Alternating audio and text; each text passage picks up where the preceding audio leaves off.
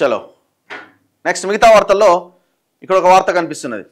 జనజీవన స్రవంతిలోకి Chandranna Prabhat, Prasadarao alias Chandranna, Bandi Prakash alias Prabhat, ఈ ఇద్దరు టాప్ కమాండర్స్, టాప్ లీడర్స్, అగ్రనేతలు మావోయిస్టు పార్టీలో. వాళ్ళిద్దరూ మన తెలంగాణకు సంబంధించిన వాళ్ళే. వాళ్ళిద్దరూ నిన్న తెలంగాణ డీజీపీ శివధర్ రెడ్డి గారి ఆధ్వర్యంలో వాళ్ళు లొంగిపోవడం జరిగింది. ఇగో వాళ్ళే వీళ్ళు. ఈయన బండి ప్రకాష్, ఈయన ప్రసాదరావు అలియాస్ చంద్రన్న. డీజీపీ శివధర్ రెడ్డి సమక్షంలో లొంగిపోయిన మావోయిస్టు అగ్రనేతలు ప్రభాత్, చంద్రన్న. చిత్రంలో ఇంటెలిజెన్స్ ఏడీజీ విజయ్ కుమార్, శాంతి భద్రతల విభాగం ADG Mahesh Bhagwat, SIB chief Sumathi. Maoist పార్టీలో లొంగుబాట్ల పరంపర కొనసాగుతోంది. పార్టీ అగ్రనేతలు ఒక్కొక్కరుగా అడవులు వదిలి జనజీవన స్రవంతిలో కలుస్తున్నారు. మంగళవారం కేంద్ర కమిటీ సభ్యుడు పుల్లూరి ప్రసాదరావు ఎలియాస్ చంద్రన్న, తెలంగాణ రాష్ట్ర కమిటీ సభ్యుడు బండి ప్రకాష్ అలియాస్ ప్రభాత్ డీజీపీ శివధర్ రెడ్డి సమక్షంలో లొంగిపోయారు. చంద్రన్నకు 25 లక్షలు, ప్రభాత్కు 20 లక్షల రివార్డును డీజీపీ అందించారు. చంద్రన్న కేంద్ర కమిటీ తరపున తెలంగాణ రాష్ట్ర కమిటీకి మార్గనిర్దేశత్వం చేస్తున్నాడు. ప్రభాత్ ఏమో కోల్ బెల్ట్ కమిటీకి కార్యదర్శిగా కొనసాగుతున్నారు. తెలంగాణ ప్రెస్ టీం ఇన్ఛార్జిగా వ్యవహరిస్తున్నాడు.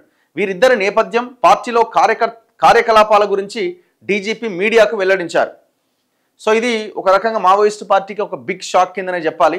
కానీ ఇక్కడ ఇది ఎట్లా ఉన్నదంటే మీరు చూడండి, వీళ్ళు లొంగిపోతున్నారు ఒక వారం రోజుల నుంచి ఒక లీక్ వస్తున్నది. వాళ్ళు ఎందుకు లొంగిపోతారు అని బయట పౌర హక్కుల నాయకులు వాళ్ళు వీళ్ళు అనుకుంటున్నారు. కానీ వాళ్ళు లొంగిపోతున్నారు అంటే బిఫోరే వీళ్ళందరినీ వీళ్ళు ఆధీనంలో స్వాధీనం చేసి అంటే వాళ్ళ పరిధిలో వాళ్ళని పెట్టుకొని ఏదో ఒక రోజు ఆ లొంగుబాటును చూపిస్తున్నారా? వీళ్ళది కూడా అంతే. బండి ప్రకాష్ లొంగిపోతున్నారని 15 రోజుల నుంచి ఒక ప్రచారం చాలా గట్టిగా జరిగింది. మీరు చూడండి, ఇప్పుడు హిడ్మా లొంగిపోతుందని దాదాపు ఒక 4-5 రోజుల నుంచి జరుగుతున్నది. నిజంగానే హిడ్మా కూడా కేంద్రం పరిధిలో వాళ్ళ ఆధీనంలోనే ఉన్నాడా? ఇంకో వారం 10 రోజుల తర్వాత ఆయన్ని కూడా చూపిస్తారా? చూడాలి మరి ఏమైంది అన్నది. ఇప్పుడు మల్లోజులది కూడా అంతే కదా. మల్లోజులది ఆశ అన్నది కూడా లొంగిపోతురని వాళ్ళని ఒక 15 రోజుల తర్వాత వాళ్ళని చూపించారు. వాళ్ళు లొంగిపోయారు. సో దాదాపుగా ఈ అగ్రనాయకులందరినీ వీళ్ళ ఆధీనంలో పెట్టుకొని విడతల వారీగా ఇక ఊక చంపితే ప్రజల్లో నెగిటివిటీ వస్తున్నది. మేము చూసిరా వాళ్ళ ప్రాణాలు కూడా కాపాడుతున్నాం, లొంగిపోయేలా చేస్తున్నాం అని చెప్పుకోవడానికి కేంద్రం ఈ ప్రయత్నం చేస్తున్నదా అనే ఒక చర్చ కూడా జరుగుతున్నది. అయితే వీళ్ళిద్దరి నేపథ్యం ఏంటి? 4.5 దశాబ్దాలుగా ఉద్యమ బంధం అట. అంటే దాదాపు 40 ఏళ్ళు. చంద్రన్న స్వగ్రామం పెద్దపల్లి జిల్లా జూలపల్లి మండలం వడ్కాపూర్ అట. 1979లో పెద్దపల్లి ప్రభుత్వ జూనియర్ కాలేజీలో బైపీసీ చదువుతుండగా ఆర్ఎస్యు ఆర్గనైజర్ దగ్గు రాజలింగుతో పరిచయం ఏర్పడి పార్టీలో చేరిండు. ఇంటర్ పూర్తి చేశాక అప్పటి సిపిఐఎంఎల్ కేఎస్ గ్రూప్ కరీంనగర్ జిల్లా కార్యదర్శి మల్లోజుల కోటేశ్వరరావు అలియాస్ కిషన్జీకి కొరియర్గా పనిచేసిండట. ఆయన కిషన్జీ చనిపోయారు. కిషన్జీ తమ్ముడే మల్లోజుల వేణుగోపాల్. 1980లో మరో అగ్రనేత మల్లా రాజిరెడ్డి నాయకత్వంలో సాయుధ దళంలో చేరిండట.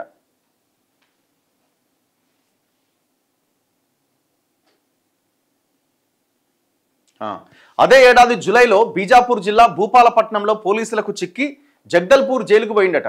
విడుదలయ్యాక మళ్లీ పీపుల్స్ వార్ ఆసిఫాబాద్ దళ సభ్యుడిగా చేరిండు. 1983-87 కాలంలో సిర్పూర్ దళ కమాండర్గా పనిచేసి డీవీసీఎంగా పదోన్నతి పొందారు. తర్వాత వివిధ స్థాయిల్లో బాధ్యతలు నిర్వర్తిస్తూ 2008లో కేంద్ర కమిటీలోకి పోయిండు. ఎప్పుడైనా CC central committee member. Telangana ఆవిర్భావం అనంతరం ఎన్టీఎస్జెడ్సీని పునర్వ్యవస్థీకరించి తెలంగాణ రాష్ట్ర కమిటీగా మార్చడంతో కేంద్ర కమిటీ నుంచి మార్గదర్శకత్వం వహించారు. 2021లో టీసీఎస్ కార్యదర్శి హరిభూషణ్ చనిపోవడంతో 2024 డిసెంబర్ వరకు ఆ బాధ్యతలను నిర్వర్తించారు. అనంతరం బడే చొక్కారావుకు ఆ బాధ్యతల్ని అప్పగించడంతో కేంద్ర కమిటీ సభ్యుడిగా ఇప్పుడు ఈయన చంద్రన్న కొనసాగుతున్నాడు. రాడికల్ యూత్ లీగ్తో ఉద్యమ బాట.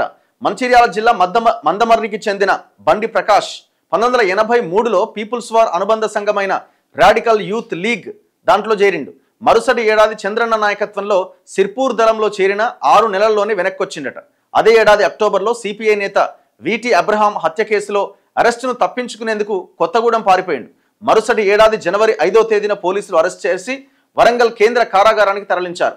1988 జూన్లో ఆదిలాబాద్ సబ్ జైలుకు తరలించడంతో అక్కడ పీపుల్స్ వార్ అగ్రనేతలు మహమ్మద్ హుస్సేన్, నల్లా ఆదిరెడ్డి, ముంజాల రత్నయ్య గౌడ్తో పరిచయం ఏర్పడ్డది. అంతా కలిసి ఆగస్టులో జైలు నుంచి పారిపోయారట. ఎవరు? ఈ బండి ప్రకాష్ వీళ్ళంతా. ఇప్పుడు నిన్న లొంగిపోయిన ఆయన సాగర్ నేతృత్వంలోని మంగీ దళంలో పనిచేసిన అతడితో విభేదాలతో దళాన్ని వదిలి హైదరాబాద్ పోయిండట. మల్కాజ్గిరిలో సుతారీ మేస్త్రి పనిచేస్తూ 92 జూలైలో పోలీసులకు పట్టుబడ్డాడట. హత్య కేసులో జీవిత ఖైదు పడడంతో పోలీసులు చెంచల్గూడ జైలుకు తరలించారట. 2004లో ఆగస్టు 15వ తేదీన సత్ప్రవర్తన కింద విడుదలైందట. ప్రభుత్వంతో శాంతి చర్చలు విఫలమైన అనంతరం మళ్లీ అజ్ఞాతంలోకి పోయిందట.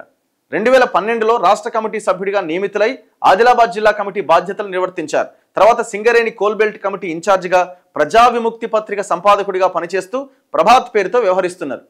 సో ఆయన ఎక్కువ కాలం జైలు జీవితాన్నే గడిపినట్టున్నాడు. 92లో పోలీసులకు పట్టుబడ్డాడు. దాని తర్వాత 2004లో ఆయన విడుదలైండు. సో అప్పటిదాకా ఆయన జైల్లోనే ఉన్నాడు. దాదాపు 10 ఏళ్లకు పైన ఆయన జైలు జీవితమే కనబడుతున్నది. లొంగిపోతే రక్షణ కల్పిస్తాం డీజీపీ అంటుండు. తెలంగాణ పోలీసులు అవలంబించిన సమగ్ర వ్యూహం ప్రభావంతో ఈ ఏడాదిలో 2 కేంద్ర కమిటీ సభ్యులు సహా 427 మంది మావోయిస్టులు లొంగిపోయారు. ఇది తెలంగాణ పోలీసుల విజయం. ప్రస్తుతం రాష్ట్రానికి చెందిన 64 మంది మావోయిస్టులు అజ్ఞాతంలో ఉన్నారు. కేంద్ర కమిటీలోని 9 మందిలో 5గురు తెలంగాణకు చెందిన వారే ఉన్నారు. వారంతా అజ్ఞాతం వీడి జనజీవన స్రవంతిలోకి వస్తే పునరావాసంతో పాటు పూర్తి రక్షణ కల్పిస్తాం. అయితే ఈ సందర్భంలో ఆయన ప్రసాదరావు అలియాస్ చంద్రన్న మాట్లాడిండు. మావోయిస్టు సిద్ధాంతాన్ని ఓడించడం ఎవరితరం కాదు, మావోయిస్టు సిద్ధాంతాన్ని ఓడించడం ఎవరితరము కాదని, అది ప్రజల మధ్యలోనే ఉందని డీజీపీ సమక్షంలో లొంగిపోయిన పార్టీ అగ్రనేత చంద్రన్న పేర్కొన్నారు. లాల్ సలాం అంటూ తన ప్రసంగాన్ని ప్రారంభించిన ఆయన మీడియా అడిగిన పలు ప్రశ్నలకు సమాధానం ఇచ్చారు. మావోయిస్టు పార్టీలో చీలిక స్పష్టంగా ఉన్నది. సోను వ్యవహరించిన తీరును తాము వ్యతిరేకిస్తున్నామన్నారు. బస్వరాజ్ మరణానంతరం పార్టీలో ఉన్న అగ్రనేతలు దేవ్జీని ప్రధాన కార్యదర్శిగా ఎన్నుకున్నారు. తాము ఆయన మార్గాన్ని అనుసరించాం. అనారోగ్య కారణాలతో పాటు ఆపరేషన్ ఖగార్ తీవ్రతరం కావడంతో సాయుధ పోరాటం వీడాం. ఆయుధాలను పార్టీకి అప్పగించే వచ్చాం. తమది లొంగుబాటు కాదు అని స్పష్టం చేశారు. ప్రజల మధ్య పనిచేసే క్యాడర్ తమకున్నది. భవిష్యత్తులో వారితో కలిసి ప్రజాస్వామ్య పద్ధతిలో పనిచేస్తామని పేర్కొన్నారు. చాలా చాలా హుందాగా, చాలా ఇదిగా ఆయన మాట్లాడినట్టు కనబడుతున్నది. ఇప్పుడు మొన్నటిదాకా లొంగిపోయిన వాళ్ళేమో ఇట్లా అట్లా అట్లా ఇట్లా అని మాట్లాడిరు.